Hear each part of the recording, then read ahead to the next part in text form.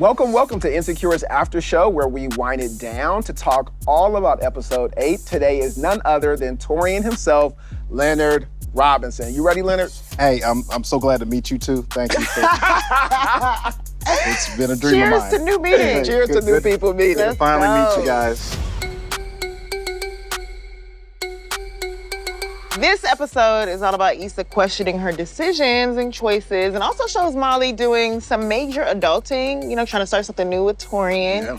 And it seems like Molly's finally starting to relax more and, not force her relationships as much. So do you think Taurean has had an effect on Molly starting to relax more?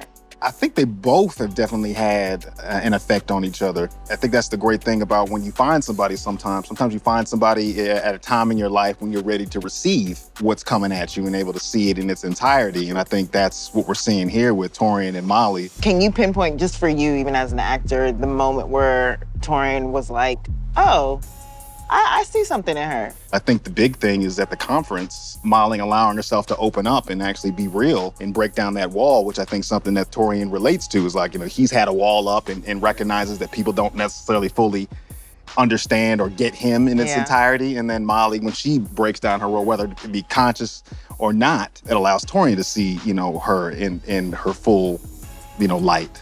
The people sometimes you fall for, they're not the obvious one, or you might be. I think women are really great for having stories where it's like, I hated this fool at first, right? And now that's my husband, right? And so it was like, I think there's a fun thing of Molly being like, I would have never seen myself with Taurean, which I think also allowed her to just be herself because there's no pressure to perform for a guy that you're interested in. And so as a result, they just kind of got to know each other over the last 2 years. Yeah. So I think that really helped in getting this spark going between them for sure. 100%. Having your best friend is one thing, but having someone come in unexpectedly when you don't realize you need them is also just opens up so many potentials for romance. Sure, and I think also the fact that Taurean comes in genuinely just trying to be there and not have an ulterior motive. Not any motive. He's not really pushing an agenda. He's just finally in a space in his life where he can recognize somebody's hurting the way he was at some point in time. It's like, hey, I'm here to help. And also, they're both sharks.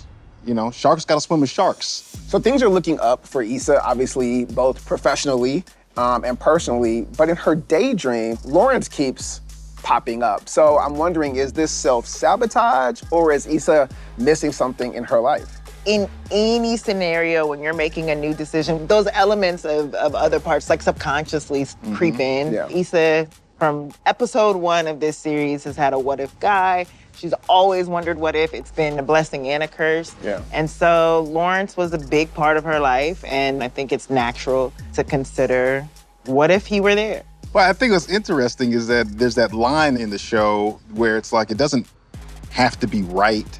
It just has to be right for you. Yeah. I think that's very important. A lot of people miss in their relationships is so worried about how things look or how it's going to appear. But it's like, if it's right for you, that's all that matters because you're gonna be with that person. I think Issa and Lawrence, have both realized they both made mistakes, and we think that's the only thing that's stopping that connection is just recognizing that a mistake was made, but I'm here for the next. So it sounds like you're very much Team Lawrence, which I didn't know that about you. I'm actually pro don't go back to your ex. When do you know you're on the right path? What does that feel like? For me, it comes from not necessarily the result of the choice. For me, it comes from, am I making this decision almost as best as you can, free of fear and anxiety? Now, whether it yields the results I want is really not kind of the point, right? And I can live with sort of the chips falling however they need to after that. I would yes and that and say that if you're coming from a place of authenticity, what rings true to you and what feels right for you in the moment, then you're on the right path. And I feel like if you are doing things for other reasons that are external to you, that it doesn't feel right, then you're definitely in the wrong lane. Well said. We can't wait for next week, the penultimate. Two more episodes. Thank you guys for that's joining it? us. That's it. You're doing a good job, buddy. Oh, man.